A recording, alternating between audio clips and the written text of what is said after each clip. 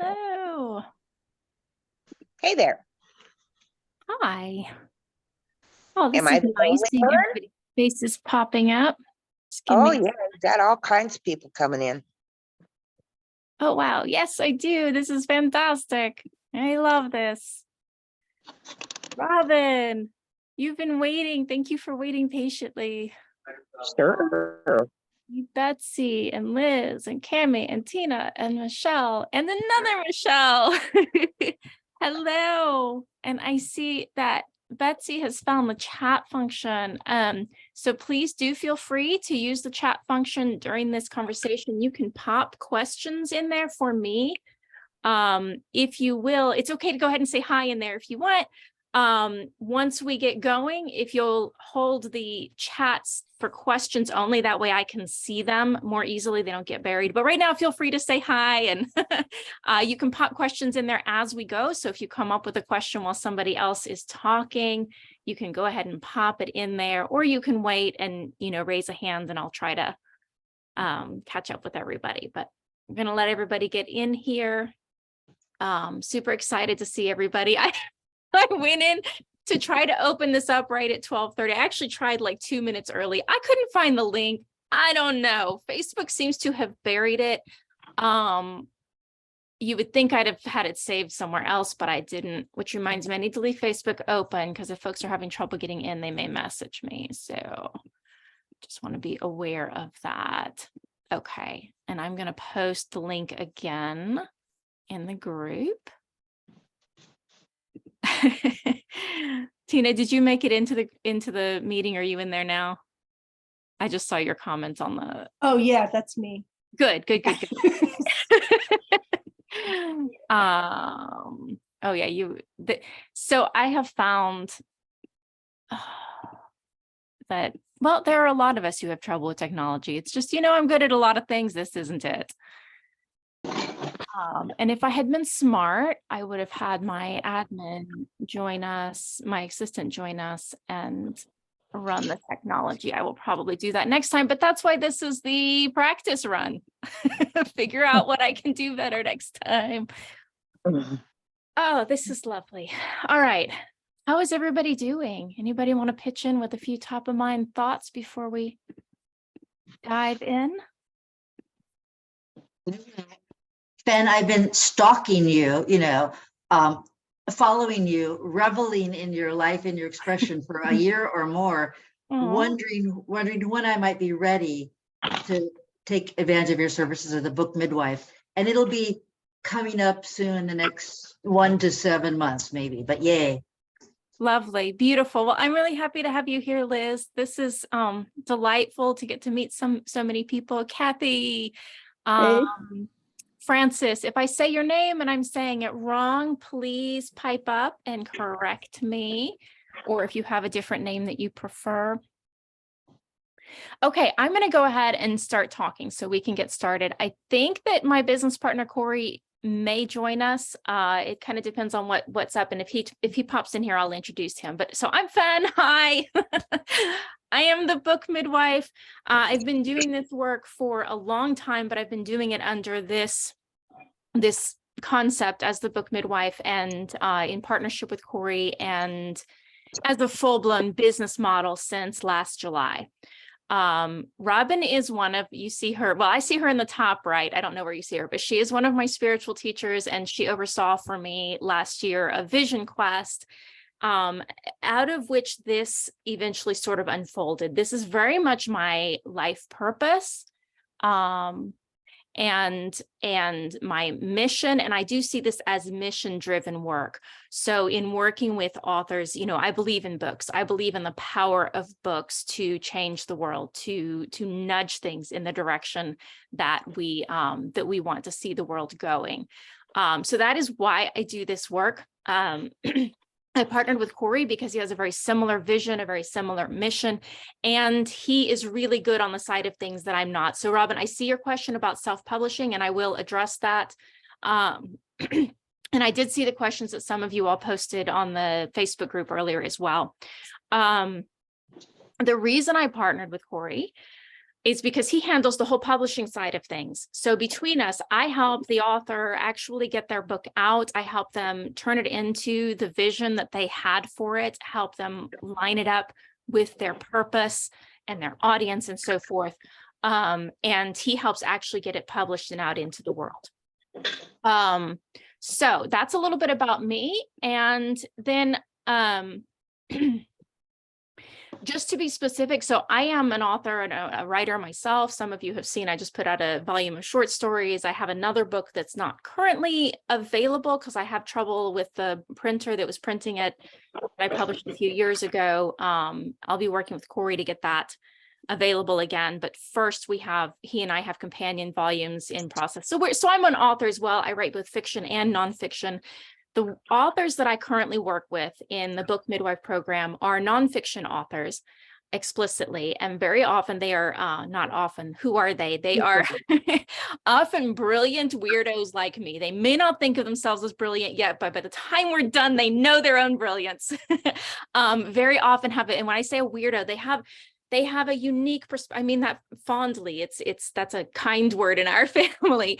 They have a unique perspective on the world. They have some expertise. They have a way of thinking about the world that is unique to them. They have some experiences that they want to bring into the world in the form of a book. And always, Corey and I work with people whose vision aligns with ours. So it's not just anybody. We with this kind of work, you can't really work with people whose values and whose mission in the world is opposed to your own. It just doesn't work. So that's about kind of my business. Very often our clients are coaches, they're consultants, they're speakers, or they have a plan to do those things. And the book becomes a platform for the business. So we think of it like, Edison didn't invent the light bulb by light bulb. Edison invented the light bulb by candlelight, right? You can only birth new ideas using the platforms that you already have. So for a lot of times what we do is we help our authors write a book that supports their life so that then they can write more books. So that's where the coaching, the consulting, the having a business model on the other end of the books is concerned. And then also we work with philanthropists and people who have a legacy or a vision that they are serving. And so then it's similar, but we're lining up with a mission rather than lining up with a revenue model, if that makes sense. But that doesn't mean that I don't have answers for you. If you are a fiction writer, I also do have some experience on that side, and I'm certainly happy to field whatever kinds of questions are coming up. So I thought I would lead. I did ask a question, I think last week, invited you all to put some questions in the comments on Facebook, and Kathy asked, and I think this is a really good place to start. Let me see if I can quote her. She asked about going from a general concept to something more organized, and then the steps toward actually doing that work. And I wanted to start there because that's actually one of the places that Corey and I really focus on. Okay, there's a question about publishing contracts. Thank you. I'll come back to that. And ta-da! I actually have a slide deck that I want to share with you for a sec. Not a full slide deck. Okay, there we go. Yeah, sorry, it's cluttered, and this is where having somebody else do my tech would be great. Okay, can you all see this first slide? Mm-hmm. Okay, so the program that Corey and I work with obviously is for nonfiction authors, but I'm going to also translate this in fiction terms. So when I think about taking your general concept, and when authors come to us, usually they have a lot of ideas boiling around up here, right? And they're not really sure where to start, or maybe they've started a book, but they're not sure how to finish it, or there's just a lot going on, right? So part of our work is helping them focus on where to begin. And so there's kind of 4 elements here. There's four slides, 4 elements for taking from concept to actually getting the work done. And the first part is your foundation. This is where you really decide what you're going to focus on. And we talk a lot about, this is your first book. And actually, Corey had to remind me this. I got his feedback on my book recently, my most recent book that I'm in process on. And one of the things he had to remind me is, Fen, you don't have to say all of it in this book. This is your first book. Right. So, and we help our authors stay focused on that. So this is our first workshop is called the Foundation Bookshop, and this is what it does. But so what you want to know is you want to know what your book is going to do. In nonfiction, that may mean you want to inspire, you want to coach people, you want to teach, you want to motivate, whatever verb works there. You want to know who you are inspiring, coaching, teaching, motivating. You want to know what you're going to tell them that's going to do that, right? So in sort of high level terms, and you want to know why you are doing it. So the why is like, what's your big vision? What's going to be the outcome? If everybody in the world that fits your who read your book, what would be that big picture outcome from them reading the book, all of them, right? So that's your why. The why can also be about your business model or your personal mission. So part of your why may be to have a wider platform for my coaching business, or so that I can be invited to speak in more on more platforms or bigger platforms, right? At more conferences, that kind of thing. So the book foundation is your who, your what, and your why. With fiction, you may not be quite as explicit about your why. You're going to be more focused on the concept, but you do want to think about who is going to read this, right? Are you writing for a young adult audience? Are you writing for middle graders? Those are different audiences. And obviously those are different audiences from an adult audience. Are you, if you're writing romance, you're going to go for certainly not middle grade, you're going to go for older, right? And it's going to impact what kind of content. So you still want to know the who, and you want to know what your basic concept is. And that's really your foundation. So we start there, and then let's see if I can get my slides to move. There we go. Okay. And this may or may not be relevant if you're writing fiction, but if you are writing nonfiction, I strongly recommend this. And in fact, there was a question, I'm going to go ahead and answer it, about seeking publication and/or agency. It is different depending on whether you are a fiction writer or a nonfiction writer. If you are a fiction writer, you have to have your manuscript complete before you query agents. They expect it. If you get an agent interested in your book and they request the manuscript and you say, oh, it's not done yet, you're not going to get agency with that agency. They're not going to like that. So if it's fiction, write the book first, finish the book.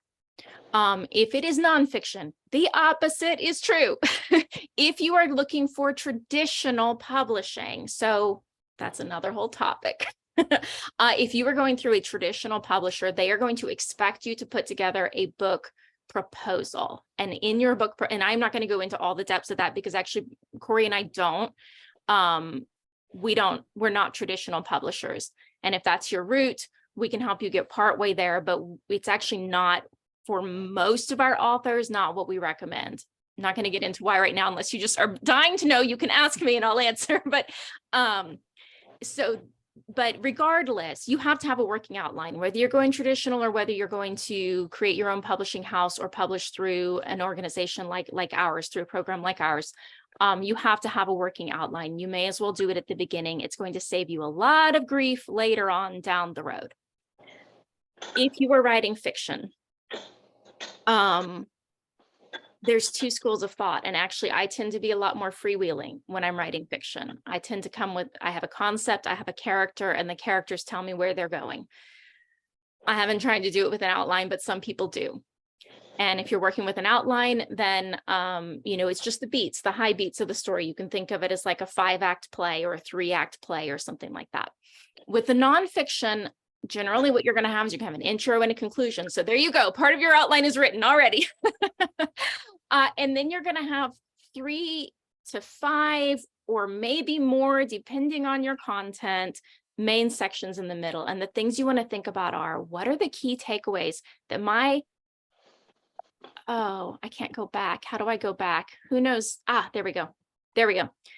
If you know who your who is, you can ask yourself, what do they need to know? What are the key points that I need them to know? And then for each what that they need to know, Do I have key stories I want to tell? So this is where a lot of our authors write what's called literary nonfiction.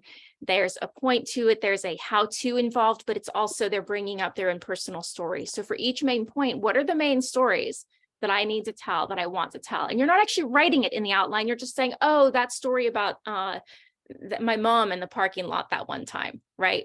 You're not trying to get it perfect or write the whole thing out. Just which are the stories that are relevant. Okay, whoops. Okay. And we do, again, we have an offering.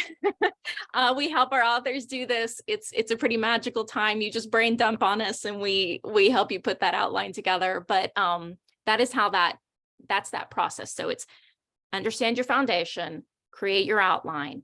And then this is the process that we recommend to our authors. And it works really well. This is basically a 90-day plan for writing your first nonfiction book. Those first 5 weeks are just getting the words down. You don't have to do it in order. You can start anywhere in the outline. You can start at the beginning, you can start at the end, you can start in the middle. I encourage people lean into whatever's fun in this moment because that's going to keep you motivated. You don't have to write every part of it in order. Just get the words down. Okay, 5 weeks. I'm going to talk in a minute about how you accomplish that in 5 weeks. Most people can do it. It doesn't have to be 5 weeks. That's just where we start, right? And that works for a lot of people. 90 days, because our brains like 90-day projects. A lot of research out there that shows that after 90 days, we get bored. Just human nature, right? So that's why we try to fit it in this. You can fit it to whatever works for you. I'm just telling you what works for our authors. Then you need rest. Rest is so important. Your brain needs rest. If you're in our program and you see, I don't have a related offering here because this is like our full program for the clients that are working, in our full program. We don't have separate offerings for this section. But if you are working with us, then during these 2 weeks, I will be in your draft preparing feedback for you. So that first 5 weeks, you are not trying to write a book so much as just get a lot of words on the page in a certain rough order that corresponds with your working outline, which may shift as you go. During those 2 weeks, your brain's going to be thinking, even while you're not thinking, you're going to be processing everything that you've done. Hopefully you have somebody with storytelling expertise who can look at what you've sort of vomited up onto the page and help shape it. I use the analogy of, that chainsaw art, right? That people do. And it can be really beautiful, like dead trees turned into sculptures. That first 5 weeks is just like, they're taking the chainsaw and just cutting the rough shape. So you can begin to see, oh, that might turn into a bird eventually, right? After your rest, then you go back in and you form it into something that, that's an eagle. Oh, I see. There's the wings. Oh, I see. That's the beak. Okay. Or what they don't call it a beak. What do they call it? On an eagle. It's a beak. What's that? It's a beak. Oh, it is a beak. Okay. Oh, talons. They don't have feet. They have, okay. Anyway. So then you go through and but you're still not focused on getting every detail right. That second round is still not getting it right. It's just getting it mostly into the right shape, into the right form.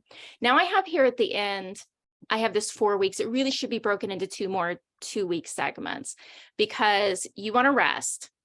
Again, after every round of this, you need to rest. Your brain's got to process, go work on another project, start another book if you feel like it, paint, start a business. I don't know, go walk in the woods and get lost for 2 weeks. Whatever you're doing, don't work on the draft for those 2 weeks.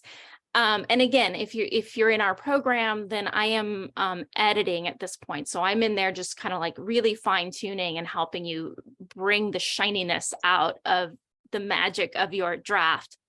And then you go back in and that's when you do that next round of editing. So if you've had an editor look at it, you're going through and accepting or rejecting or modifying their feedback, or you're just in there doing that yourself. So that is kind of like where we go from, I have an idea for a book to, okay, now I have a manuscript. There are still lots of steps after that before it becomes a book. If you are going the traditional book publishing route, there's a lot of steps I'm not going to talk about right now, but in our process, you then have copy editing, you have proofing, you have cover design, you have creating your book launch strategy so that you can get the most out of it when you launch it, creating your publicity plan. There's a lot of steps after that. But that's kind of the core of it. One more slide, and then I will move on to another question. So in that 5 weeks, and then that 2 weeks, and then that 2 weeks, everybody works a little bit differently. And most of our authors find it very achievable to do that first draft in 5 weeks, the second draft in 2, the other in 2. And what we do is we work with them. And this is kind of a take home for you to think about, how do you work best? Some of our authors, a lot of them like to get up early and write for an hour a day. Almost all authors work better with a time that they set aside rather than, say, a word count, which is the way that some people do it, because then some days you're going to sit down and you're going to spend your whole hour just thinking, or you're going to spend your whole hour researching, right? Although you do want to be careful, there's a whole rabbit trail there potentially, but your writing plan needs to work with how you work though. So some people work better an hour a day. Some people work better in big chunks. And so maybe they work on a Saturday and they set aside 5 to 8 hours once a week. I have one author I've worked with who has the means and the preference to go work in a 1 week block. She flies herself to Mexico and locks herself in a room and writes for a week. So she's done in a week, but she can only do that once every 5 weeks. Living the dream, right? So really your writing plan is where you look at your roadmap and you go, how is this going to work for me? And keep in mind, you only have to do this for 90 days. So the beauty of this is you're not disrupting your whole life forever. You're only promising to yourself that you will follow this plan for 90 days. So what is a 90-day plan that works for me? Or if you feel like you need to break it into 6 months, do 90 days first and just spread it out a little bit, right? But commit to a plan that works with your style and that you can commit to for a certain amount of time. If your goal is to complete in a certain amount of time and you're not, you want to actually get to that finish line. Okay, I am now going to look at the comments you all have said. And if you have additional questions, I'm going to stop sharing for a minute. So anyway, well, let me just start here. Oops. Okay. Does anybody have questions about that answer before we move on to other questions? I think what I picked up that I think will be helpful is to have a 90-day plan, because even though I know I'll need longer than that, it's just like easier for me to think about it as like, I just have to do this for 90 days. Yeah. Yes, that's a really good takeaway, Tina. I definitely recommend that. And I do that in my business. My business is however long, but every 90 days I stop and I say, what is my plan this 90 days?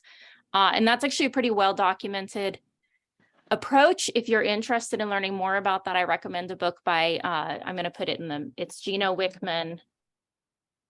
It's called Traction. And he talks about and it's not necessarily for authors, but I learned a lot about doing that 90-day planning from that book and why that's important. And you'll see how it's inspired my process as well with the authors. Okay. Go ahead.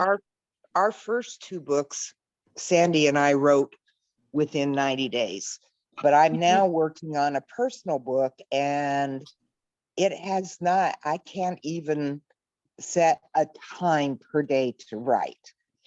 It's happening when it happens.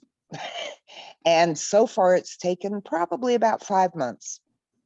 Yeah. And I have had to take rest breaks in between. Yeah. Thank you for that, Robin. So Robin's first 2 books are Path of the White Wolf and Journey of the White Bear. Did I get that right?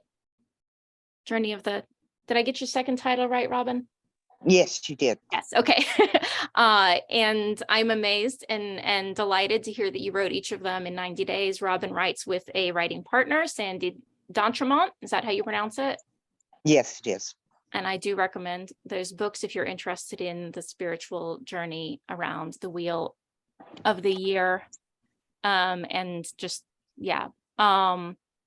So, yeah. And that's, a lot of people have that experience, Robin, especially with that personal writing. There is definitely, when you're writing from that deep well of personal experience and inspiration, sometimes you do just have to wait for it to rise. So, there is a lot of recommendation, and I do generally recommend that you have a regular practice of some kind related to writing. But that doesn't necessarily mean that it will always cooperate with your plan. When we work with our authors, generally they have a specific mission and it's more like that first book that you wrote, Robin, where it's very oriented to a very specific outcome. And so it conforms a little better with process. But yes, thank you for sharing your book writing experience. Okay, I want to talk a little bit about self-publishing on Amazon. I'm actually not the perfect person to answer that question. Corey would be better at that question. But the answer is, it is not hard to publish. Like, literally upload a file and hit publish. The longer answer is, if you want it to fully represent you and the value of your work and all of that magic that is inside of you, there is so much more to it that is way outside the scope of this call. Everything from making sure there's the copy editing and the proofreading, just straight up making it look professional, right? There's formatting. There are tools for this, but it's very detail oriented. Some of you know that I put out a book of short stories last week. And even with all of my experience and so forth, it probably took me 15 to 20 hours to set it up. And I did not set it up perfectly. I made a lot of mistakes that Corey has been teasing me about, because if he had done it, it would have been better. I just wanted to share it with my friends. So if you just if your whole goal for the book is just to share it with a few friends, then you can basically just hit publish. Otherwise, there's also a whole thing about what keywords do you choose? What categories? How do you describe it? How do you get reviews? Because reviews are huge for the Amazon algorithm to be seen. So there's a lot of technical aspects. Along with, if you want to publish, a paperback or hardback, and you want it to reflect the quality of your work, there's a lot of detail work that goes into that. There's a lot of artistry that goes into it. So the simple answer is, it's easy. Just upload your file and hit publish. The longer answer is, if you really want it to be good, there's a lot of detail. There's a lot of technical and artistic detail involved in doing that well. Okay. I'm looking at the next question. How can one break a publishing contract if you're not satisfied with their performance? I am not qualified to answer that question. I wish I were, but I don't know contract law. I would say read the contract in detail and maybe consult an attorney. I wish I could answer that, but I can't. And so I am going down the chats, but if you have questions that are coming up for you, also feel free to raise your hand. I can see everybody in the gallery view. So I'll see you if you're raising your hand. Is that a raised hand, Kathy, or are you just adjusting your settings? Just adjusting my settings. Okay. Okay, Tina asks, I struggle with the first book, how much and how little? Yeah, that's a really, really common struggle. Tina, do you want to elaborate that as a question? Yeah, right now I'm writing fiction. I write a lot of commentary, and actually have a Substack where I have subscribers and have one paid subscriber. But anyway, so I also write fiction, and I'm like 28,000 words into what started as a memoir, but turned into a novel. And I envision it as like a series. So I'm constantly like come up with a scene, and then I'm like, should I include that, or would that be more appropriate in a future one? Or like, how much should I reveal about the protagonist now? And how much is going to come out later? And it's just like, I mean, and I don't think there's really an answer to this. I think it's just like a matter of going through it and figuring it out. But it's like all a big jumble in my head a lot of the time. Just like, and it's hard for me to sit down and write because of the jumble. That's what stops me, is like I'm just thinking and thinking and thinking, and sometimes not doing as much writing as I would like. Yeah, that's a really common experience. Very normal. I would encourage you to go back and think about your book's foundation. You said it's turned into fiction. Yeah. So I would strongly recommend, and this is a great question, Tina, and thank you, because this happens a lot where authors come to us and their book is already partly written, but they're stuck, right? And they'll sometimes want to skip they'll want to work with us, but they want to skip the foundations bookshop because they're like, yeah, but I've already written it. Or I've already written, right. We always ask them to come back and do the foundations workshop. Because that foundation is what is like, it's like your North Star. It's your, how you know what to peel away and what to stay with. So the questions you want to ask yourself: why am I writing this? Who am I writing it for? And what do they need to know in order to connect those, right? What does my who need to know, the what, in order for me to achieve my why?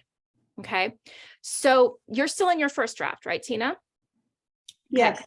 So I would say go back and spend some time building oh, there's Corey. Okay.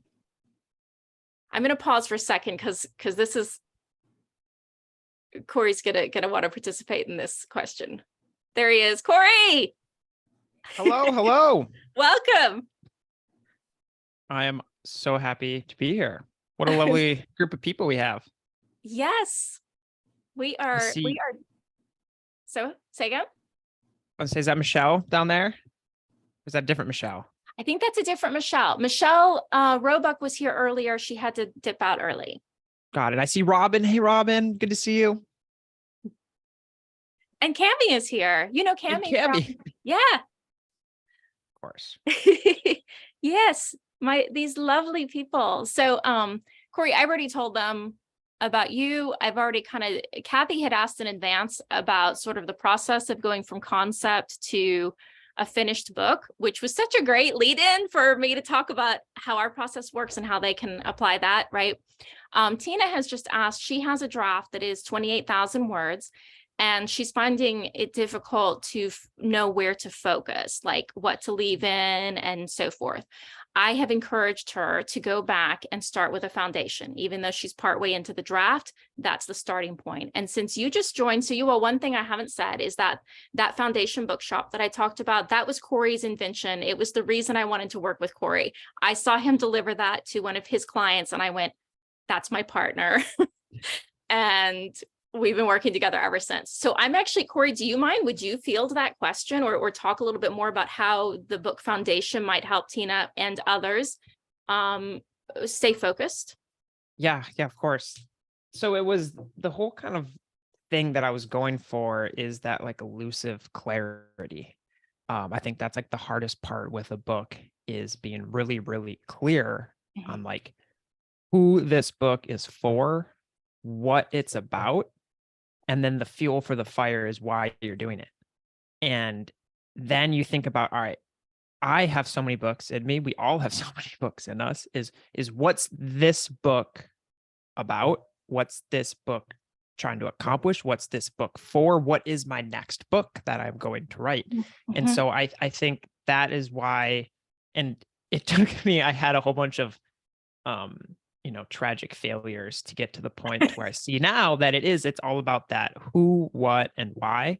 And once you're really clear on that, then you're able to say, okay, so I have these 28,000 words, and you can like answer like, where am I focusing more? Where am I focusing less? And you can get just so much clarity, and you can even take stuff out. And I kind of like this idea of a parking lot where you just park ideas. We mentioned the parking lot, and you can just pull some other stuff there and then like refocus in on the book. And so it's really working smarter, not harder, because it's really difficult when you're in the weeds of that 28,000 words is who, what, and why. And I totally resonate, and that's something that we hear all the time. Mm-hmm. Yeah, thank you, Corey. I appreciate that very much. Yeah, and I wanted to elaborate on the parking lot. This is something that we recommend to all of our clients as they're working through, when they find material. Sometimes, I've had the experience where I've looked at somebody's first draft, and there's some pieces that are just absolutely stellar. They just sparkle. They leap off the page, and I'm in love with every word, but they don't fit. They don't belong in the book, right? And that's hard. Like, that's painful to take those out. So that parking lot is the gold there. You're not deleting it. That's for your next book. So pull it out, put it to the side, keep that parking lot. That's your treasure trove that you're going to pull from for future work. You're not losing a thing. And another great example of this is we had one of our authors it was like 65,000 words, and then Fen, doing the magic of Fen, cut it down to like 45,000 words, and we had this 20,000 words. And I was like, okay, let's take this 20,000 words, we're going to have it in the parking lot, and then we're going to cut it up, and they're going to use it for their email newsletter, for social media posting, and it's going to just sort of help bring the book out without necessarily like giving away what's actually in the book. So there's no try not to have like wasted effort too, is something to think about. And so it's not deleting or restarting. It's all going towards the same direction. Yeah.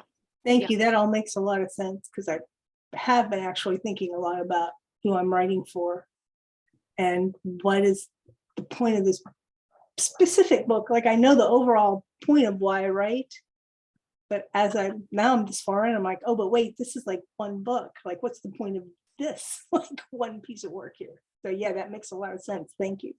You're welcome. Tina, do you have a business model or like some kind of no? Okay. This is just for personal legacy and. Well, no, I do want to publish. I would like to be a paid writer. Yeah. But I don't really, I figured I probably had to write the book first. So yeah, I'm just kind of like stuck right there right now. So I actually switched to writing a few short stories. Just this 28,000 words has become too important. Like, I just need to like diffuse a little bit, because it's really gotten scary. And Gotcha. One thing also that I'll help, just because I'm going to kind of focus on that 28,000 words for a second here, is do you like, are you an avid walker? Do you have to like drive every day? Do you like have time in the car? Are you like a cyclist? I'm retired, so okay. I have. And the reason why I asked that is one of my favorites is there's this app, it's called Natural Readers, and what it does is it'll read your book to you. And so what's also great is if you can go for a drive, or if you have like a walking time or something, and you have your book read to you, and ideally it's done sort of like an action packed, like all in one go, you're gonna see it, whether it's boring, whether like, do you get bored, whether it's like intriguing, like whether it like makes sense, you're like, wait, I made this gap, and so it has this whole new fresh perspective to where you're like, oh, okay, it'll like help you identify the holes in it and like where it all makes sense. And so like Fen just sent me their manuscript for their book, and that's what I did. I went on a bike ride and I listened to a whole thing front to back, and then I like made a video for Fen, and I was like, here's what I'm thinking. Wow, that's really interesting. Yeah. I see Liz has a question. What's up, Liz? So I am writing a novel, but I have been forever. It might never happen. But I also have this memoir that was going to be the first book, and this memoir that's like the sequel and the other, and then I'm starting to wonder if it's one book with sections, and would a creative nonfiction, not exactly self-help or spiritual guidance, although really I kind of weave that in there, would that work with you guys? Probably. That's the narrative nonfiction, right, Fen? Yeah, that sounds like exactly the kinds of thing that we work with. Liz, if you want to talk more, I'd be glad to grab 15 or 20 minutes with you. Message me after, and we'll get you connected. Send me an email address, because that's how we work easiest on that side of things. Yeah. Thank you for asking. And that actually segues into, Betsy asked in the comments, the first two offerings, the foundation bookshop and the outline work bookshop, the roadmap bookshop, are they available as group workshops? Not currently. We are open to doing them for groups. If you all are in some kind of a, on a board, or in charge of some kind of a group where there might be people who want to write books. What we don't have right now is, like, we're not just sort of setting them up and then inviting them to them. But if there's a group already assembled and you would like for one of those workshops, we do insist on starting with the foundation because we believe in it. No outline without a foundation. But if you would like to talk with us about bringing those workshops as a group workshop to your group, please get in touch. Same thing I said to Liz, message me, or comment in the event after, somewhere that I will see it. And let's exchange emails and get talking about that. Let's see. Corey, do you want to answer questions about children's books and illustrations? Yeah, I'll answer that to Robin, and then you got the next one. Okay. Okay, yep. Robin, so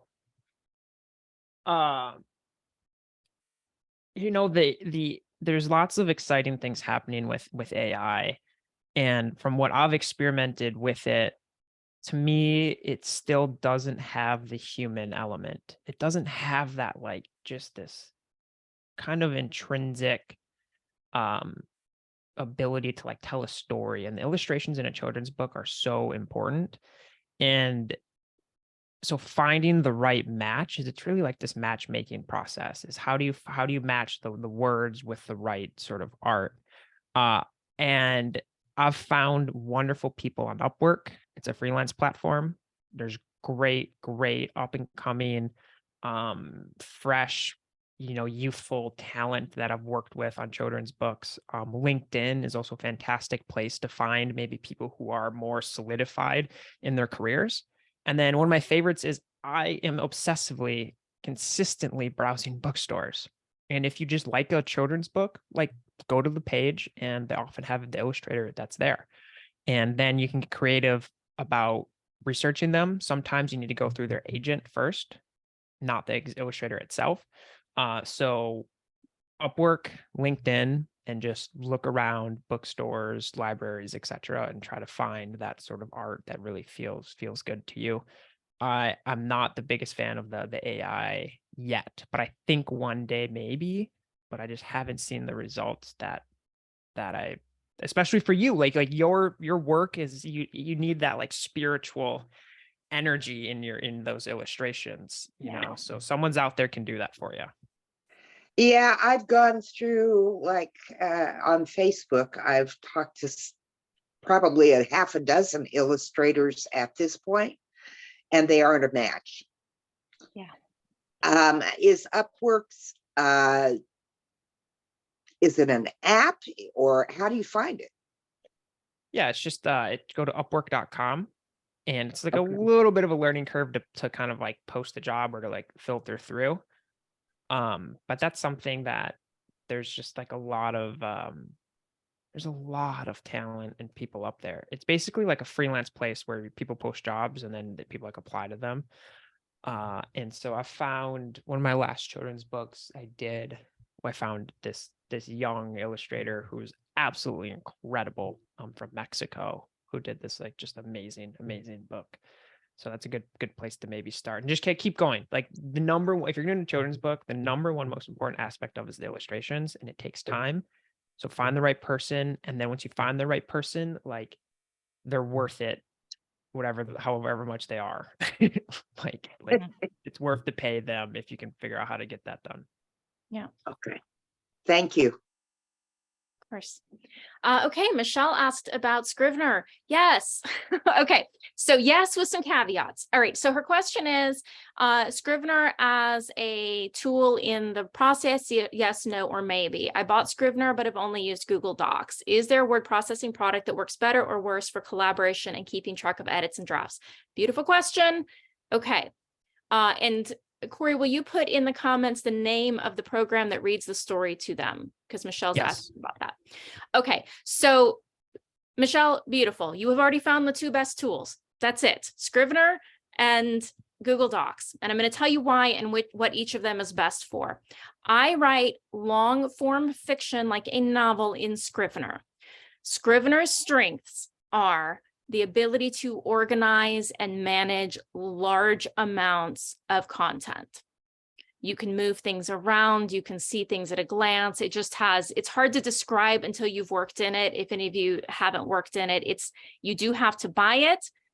It's not expensive. It's like $20 or $25, maybe $35 at this point, inflation, right? But it is a really powerful authoring tool. That said, it has its limitations. It is not the best tool if you will be collaborating. So fiction tends to be a very individual journey until you hit a certain point. Nonfiction tends to be a lot more collaborative. And what Google Docs allows you to do, it's so powerful as a collaborative tool. And it's free. Like, it's so hard to beat free. But what you can do, you can share it with anybody that you want. You can limit whether they can only view it, whether they can comment on it, or whether they can actually edit it. Google Docs automatically saves your work. It automatically saves versions of your work. So let's say you accidentally let somebody have access to your document and they screw it all the way to hell and it's a disaster. You can restore an earlier version and undo the damage. It's the best collaborative tool out there for document processing. I do not love Word, however, Microsoft Word. However, some publishers will require it, including, I think if you upload to Amazon, I think you have to, I don't know. There's a lot of places where a Word document may be required. Well, the nice thing about Docs too is once you get to the copy editing phase of the publishing process, your copy editor is going to need to use it in Microsoft Word. And That's so right. at some point, you're going to have to make that transition of your document to Word, and then for the copy editor to do their thing. And then once the book designer gets it from the copy editor, like that's what I do is I import the Word document into InDesign. And so Google Docs is a nice sort of flow and transition from there. Right. Ben, is it You can easy to save go from as a Word document from Google Docs. Exactly. Yeah. Is it easy to go like Scrivener to Docs to Word? Okay, so Scrivener's limitation is that you have to export in order to work in any other format. And when you do so, it's difficult to import any changes that you make in an external format. It's hard to import them back into Scrivener. So it's kind of like you have to finish the work in Scrivener before you move it anywhere else. Whereas with Google Docs, you can kind of like, oh, you made a Word document, but now you want to share it through Docs, you kind of still can, right? So it's just a little bit more complicated. Like I said, I love Scrivener as a first creation tool for fiction, for that long haul, like I'm just getting my novel in. And then Docs really is just way better for collaboration. Docs also does have some tools that make managing long form content manageable. If you don't know this, you can use the native heading settings. And when you do that, you can create a document outline automatically populated that can show up depending on what device you're on, but it can show up as an outline to the left or below. And you can click on sections of the outline to go there. And you can very quickly see how your work is organized. So it has some pretty powerful composing tools. Overall, if you only use one tool, use Google Docs. If you're writing a lot of long form fiction, check out Scrivener. You might find that you really like it for that process.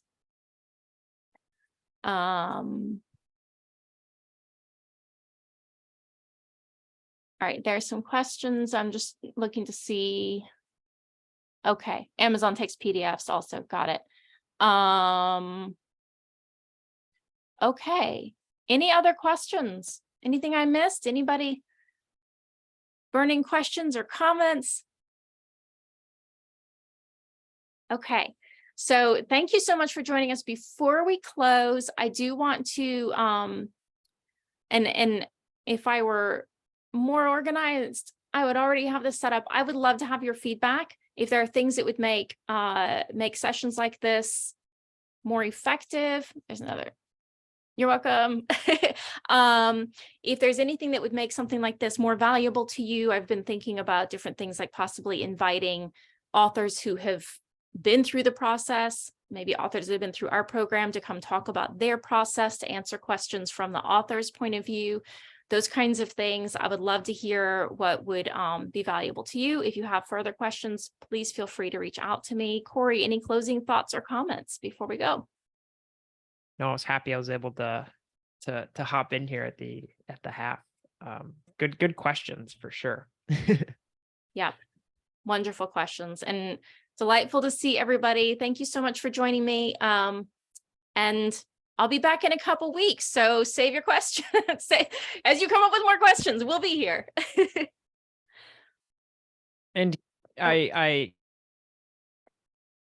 Go ahead. Cami, I know I hopped in, but did Cami fire out some questions too? You gotta have some. Give me some. No, I was just really trying to get a sense of, I've got something that I wrote a long time ago that I don't really know what to do with, and just wanted to get a sense of the process and, what So we that means. have like 5 minutes. Do you want to do a little activity? Sure. All right. What do you do?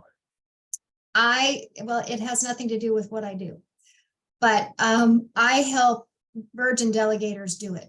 So I work with people and create a strategy for helping them offload the tasks that aren't the best use of their time so that they can focus on the things that are.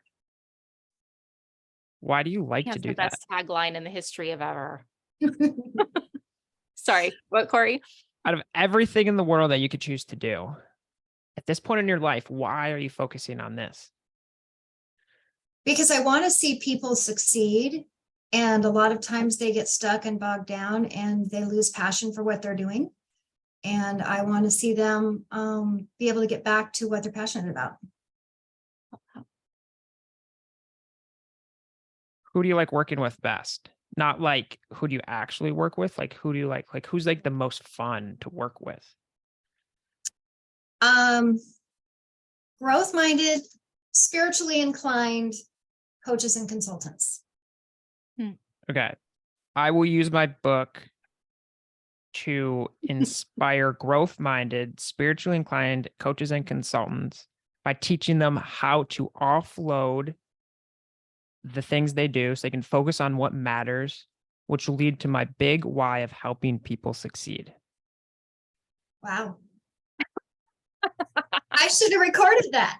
Corey, well, this session is being recorded. Oh, good. Okay. We'll post it later. And so that is the clarity now for your book. And if you were to just specifically focus on that, write a book that helps people offload the things that matter. It could be short. I see this being like 8,000 words.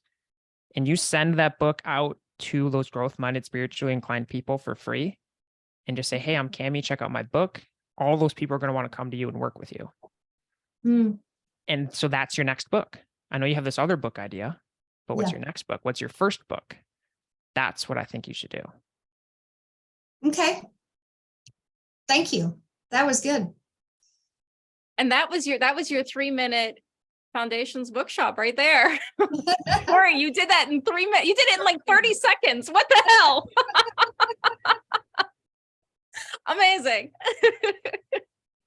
That was really good. Thank you. And Cami, you already have so much clarity about your business, right? So what Corey just did was translate your clarity about your business into clarity about the book that's going to make your business, bring your business to the next level and become that, as Corey says, that 24/7 walking, talking salesperson that you don't have to feed, you don't have to pay. Yeah, yeah. out there. Yeah. So I do have one question before we go. In looking at publishing something like that, do you have to have already a following or like a big email list or anything to get this out into the world? Like, what is important to have in that perspective?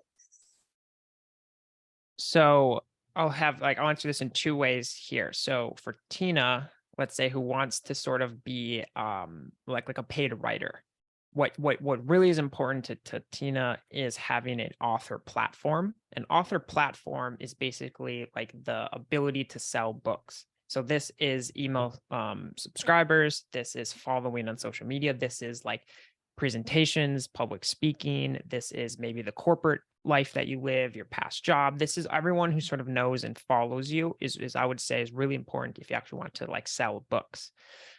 If someone has a business behind them who actively is a coach or a consultant, someone like you, Cami, what's important is I don't care for you how many books you sell. I only care about how many relationships it builds. And so if you integrate your book into your practice to help you build relationships, people are going to want to work with you because they trust you. They know what makes you unique. They know what makes you special and like, valuable to work with. And so you don't need any of that at all. You don't even need your book to be on Amazon. My book, Why Do You Exist? It's not for sale on anywhere other than my website, and because that's how I want it to be that way. And I send it out for free quite often. And so if anyone here wants a copy of my book, Why Do You Exist? Simply let me know your address and I'll send it out to you. And so for Cami, for you, you just got to make the book that there and then send it out to people. Tina, if you want to be a more of a professional writer, you're going to want to think about what your platform is, whether because once your book is out, you have to tell people about it. And so are you going to have like a Facebook page? Are you going to like start like a YouTube channel? Like, are you going to be on podcasts? Like what's sort of that mode that's going to work for you? And so depending on different goals, you can have a different plan to get you there. Thank you. All right. That was really great. Corey, I'm glad you had that idea. Cami, thanks for playing along. I love that. That's good. Any last final thoughts or questions? Okay. Michelle suggested that it would be amazing to come into the conversation having already considered questions ahead of time. I love that feedback. I love the idea of maybe having you all download a worksheet or something ahead of time or a list of questions, and then you can come in with that already. Maybe create more of a workshop, almost a workshop format in addition to the questions. So thank you for the feedback. Thank you all so much for being here. You know how to reach me. One thing, also potential idea, Fen, is someone who's brave enough could do a reading or could even have a live section or show their outline, and you could work your magic live. Oh, like an outline work. Yeah. If anyone would be, anyone brave enough to maybe do something like that. Is that an idea?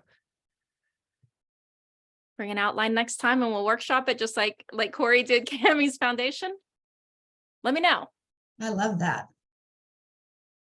Yeah. I'll put the question out too. So first dibs to all of you who showed up today, and thank you for showing up for this inaugural Ask the Book Midwife.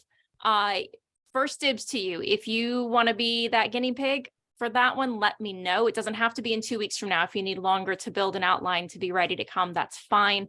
Otherwise, I'm going to put the question out to a wider audience, and I just think that's a fantastic idea. So, okay, we are 1 minute past. I'm going to let you all beautiful people go on to the rest of your day. Thank you for spending part of it with me. It was delightful to see all of you. And I wish you all the absolute best of luck and stay in touch.